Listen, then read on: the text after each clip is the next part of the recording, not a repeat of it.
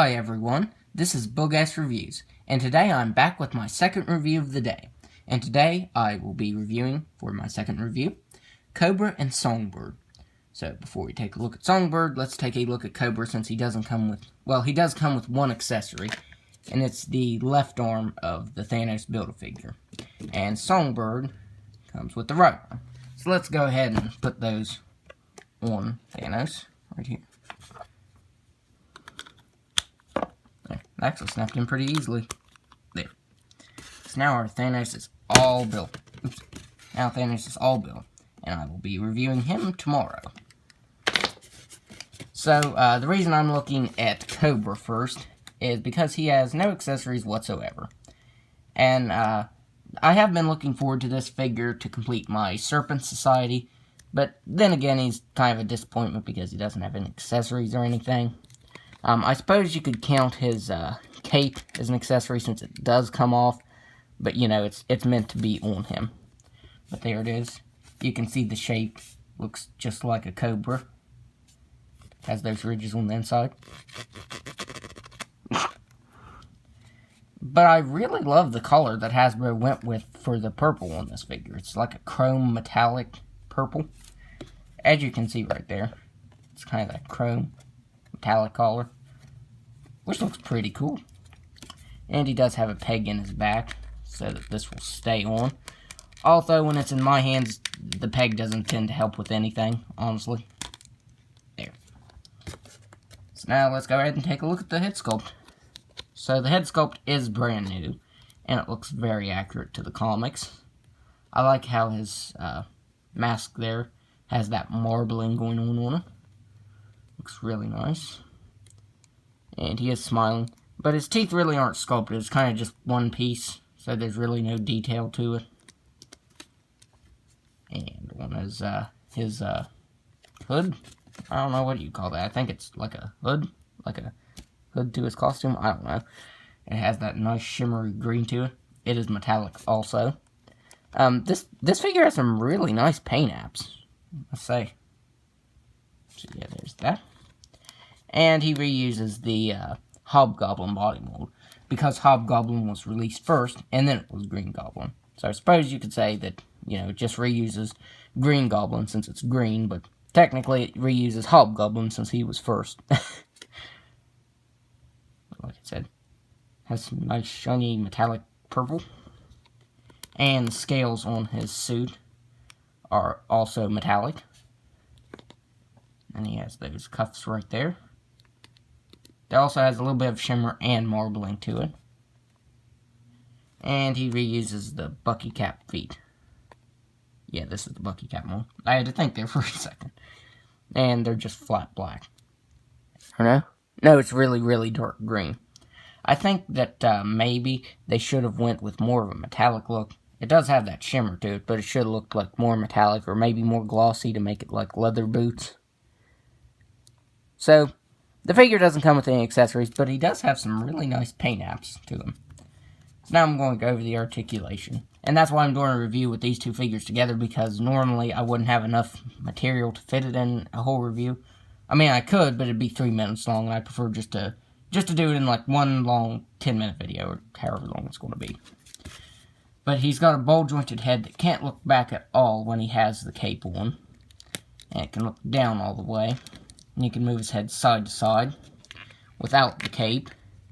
He can look back just a little bit. He can't actually look back all the way because of the hood piece, or whatever that is. He's got ball-jointed shoulders that can only move out that far. Mine is very stiff, but I didn't bother boiling it because I probably won't get him into too many poses, you know, because he will be on my display, but I'll probably have him in close to a vanilla pose, you know.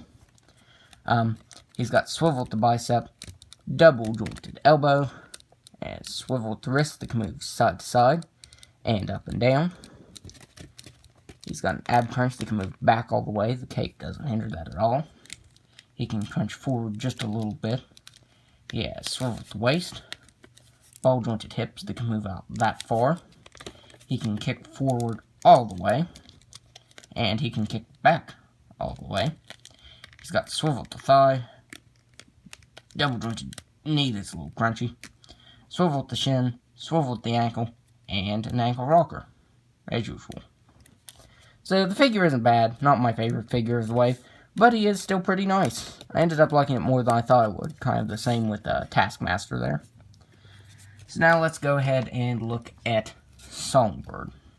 So she has a really, really huge accessory piece. She comes with her sonic effect, her sonic bird, or sonic flying effect. I've always kind of thought it looked like a bird or maybe a butterfly,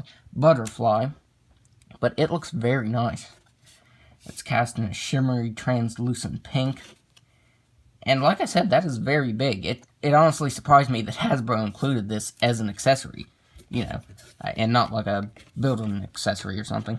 She does have a hole in her back, and you just have to slide that under her hair. And it ports in like so. Oh, nope, wasn't even poured in. There. And it ports in like that.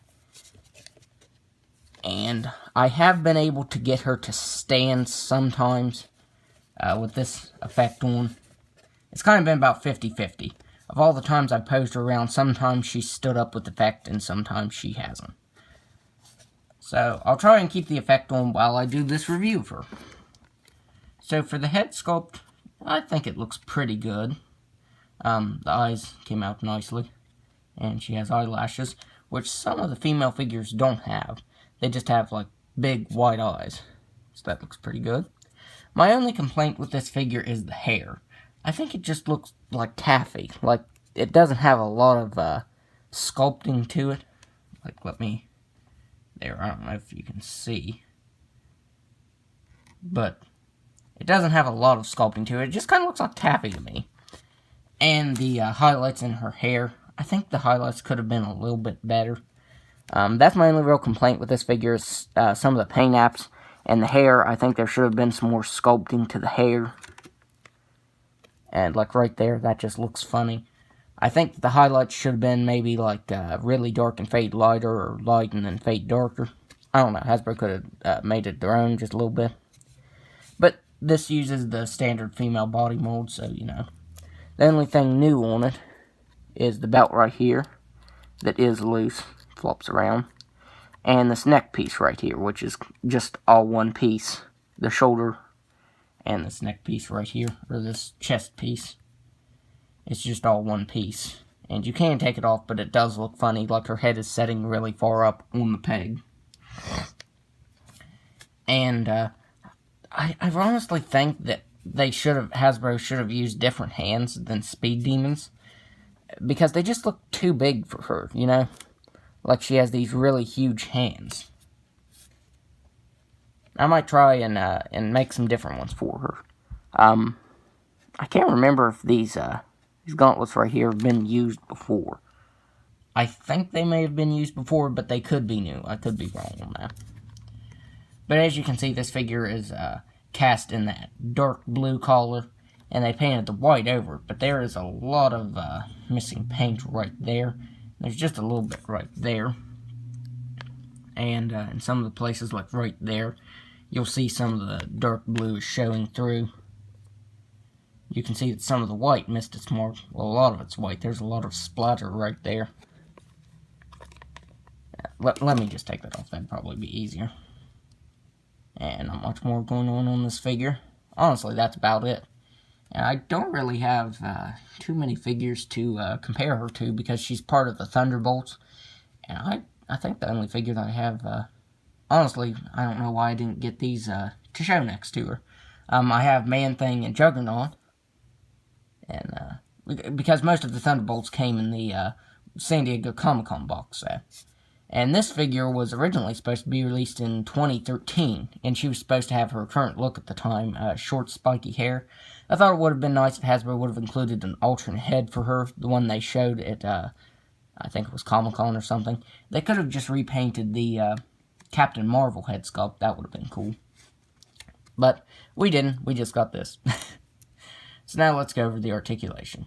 She can look down all the way, but then her hair does that. She can look up just a little bit. You kind of have to move her head back like that. She's got ball-jointed shoulders. They can move out all the way. She's got single-jointed elbows that are on swivels. She's got swivel the wrist that can move up and down and side to side. She's got ball jointed diaphragm that can move back all the way and down just a little bit.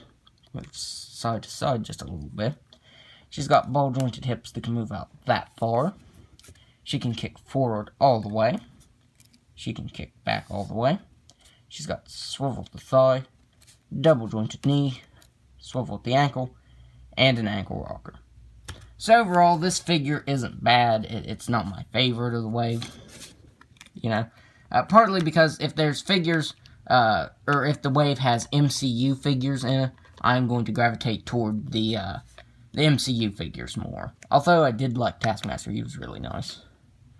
So, for size comparisons, I'm just going to have to put her back here, since she won't stand up now in this review with the effect on.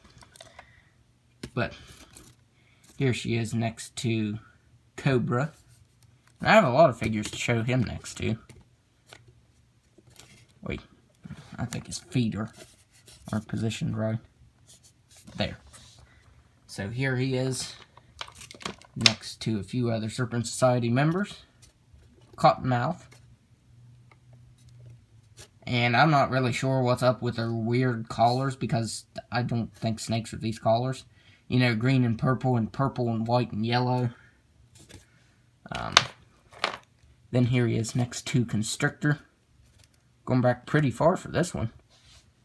Actually, I think that Constrictor may have been a member of the Thunderbolts, so I will show him next to Songbird. Songbird is actually taller than him. He's kind of a short figure. He's kind of one of those figures I would like to see remade, since he uses this really old, weird body mold. So, maybe we'll get a new Constrictor. That would be really nice, because I still love this figure, but you can see that some of the paint apps weren't too great on it. And then, here he is next to the eel. He wants to fall over.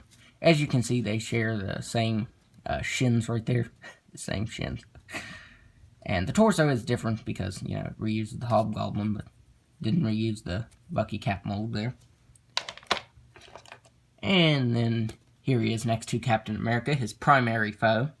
The Serpent Society is kind of faced off against a lot of characters in the Marvel Universe, but their main foe is Captain America. And then, let's just go ahead and show him next to Songbird. So overall, these figures aren't too bad. They're not my favorite from the wave, but, you know, I'm a completionist, so I had to have them all. So that's my review of Cobra and Songbird. So if you like this review, be sure to hit the like button and subscribe to my channel. Thanks for watching.